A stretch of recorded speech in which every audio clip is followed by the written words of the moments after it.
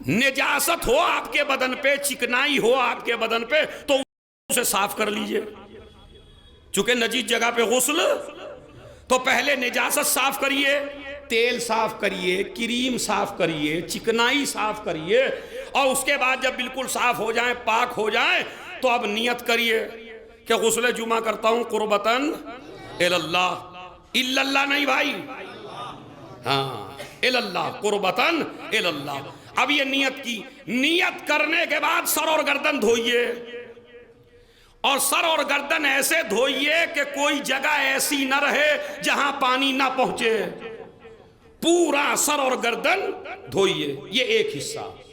اس کے بعد دہنی سائیڈ کوئی چکنائی نہ لگی ہو، کوئی نجاست نہ لگی ہو، یہ انگوٹھیاں پہنے ہوئے ہوں تو انہیں بھی آپ ہلا لیجئے. پوری دہنی سائیڈ دھوئیے، آگے سے بھی اور پیچھے سے بھی، اور یہ ہاتھ بھی، اور کوئی حصہ ایسا نہ ہو جہاں پانی نہ پہنچے. جیسے دہنا حصہ دھویا ہے ویسے ہی آپ لیفٹ سائیڈ دھوئیے، بایاں حصہ دھوئیے، ہر جگہ آپ کو مگر پانی نیچے سے نہیں ڈالنا، پانی ڈالنا اوپر سے نیچے کی طرف. اب آپ غسل کر رہے ہیں مثلا اپنی ٹنکی پر لوٹے سے نہیں کر رہے ہیں، تو آپ نے پہلے سر و گردن دھو لیا، لمحوں کے لیے الگ ہو گئے ٹنکی سے، لمحے کے لیے بس. ادھر لمحے کے لیے اگلے ہو، پھر دائیں سائیڈ دھو لی، پھر لمحے کے لیے الگ ہو گئے، پھر بائیں سائیڈ دھو لی. تو یہ 3 حصے آپ نے کر لیے. یہ ہے غسل ترتیبی.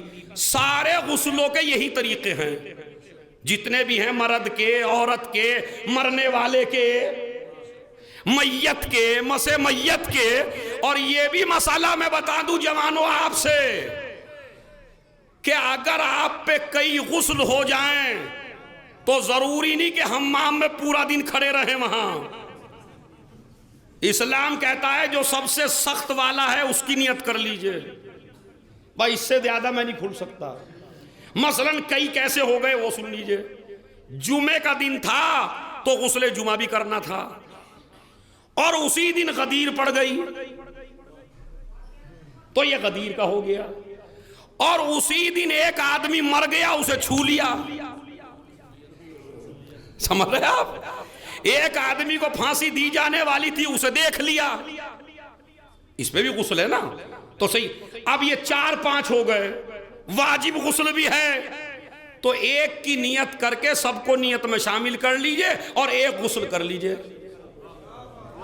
غسل ایک کریں گے ثواب سب کا ملے گا. اتنا آسان مذہب دیکھا. اور اب اور آسان سنیے، اگر معلوم ہو کہ جمعرات کو پانی نہیں ملے گا جمعے کو، تو جمعرات میں کر لیجئے. جمعرات کو نہ کر سکے تو 10 بجے اٹھ کے کر لیجئے غسل جمعہ، 9 بجے کر کے آفس چلے جائیے. اگر بالکل ہی موقع نہ ملا تو نماز جمعہ کے بعد کر لیجئے. نماز جمعہ کے بعد بھی نہ کر سکے تو نماز غروب سے پہلے کر لیجئے. حد یہ ہے کہ مسئلے میں یہ موجود ہے مرد عورت سب کے لیے کہ اگر بھول گئے، بھلکڑ کی اولاد ہیں، سارا بھول گئے، تو سنیچر کے دن کر لیں، مگر کر لیں. اب اتنی دیر جو میں نے آپ کو سنایا، غسل جمعہ ضرور کریے.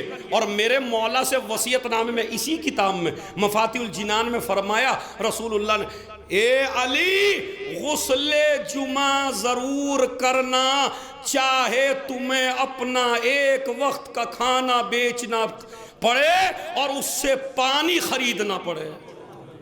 یعنی اگر کسی میں پانی کا انتظام نہ ہو، پانی بک رہا ہے، کھانا موجود ہے میرے پاس، تو مولا علی سے کہا علی کھانا بیچ دینا، بھوکے رہ لینا، جمعے کے دن کھانا بیچ دینا، پانی لانا، غسل جمعہ کرنا. کتنی بڑی تاکید ہے یہ علی سے نہیں کہا جا رہا ہے، یہ تم جوانوں سے کہا جا رہا ہے.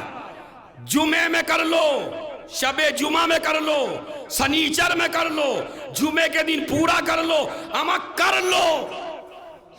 اور اس کا ثواب یہ ہے کہ یہ ایک غسل 1 ہفتے کے گناہ کا خاتمہ کر دیتا ہے، آپ کو غسل جمعہ پاک کر دیتا ہے. اب ذرا جملہ سنبھالیے، وہاں تک بیٹھے.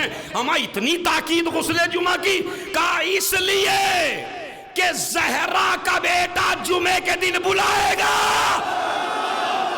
او بھائی خدا کی قسم، ابھی تو میرا جملہ مکمل نہیں ہوا۔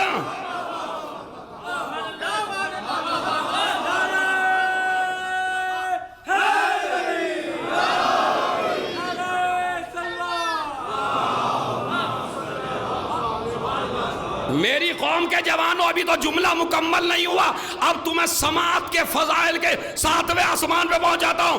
کہا غسل جمعہ کی تاکید اس لیے ہے، کھانا بیچ دو مگر کرو، سنیچر میں کر لو، جمعرات میں کر لو، مگر ضرور کر لو۔ کیوں؟ اس لیے کہ فاطمہ کا بیٹا مکے سے آواز دے گا، اس لیے ضرورت ہے وہاں پاک ہو کے جانا۔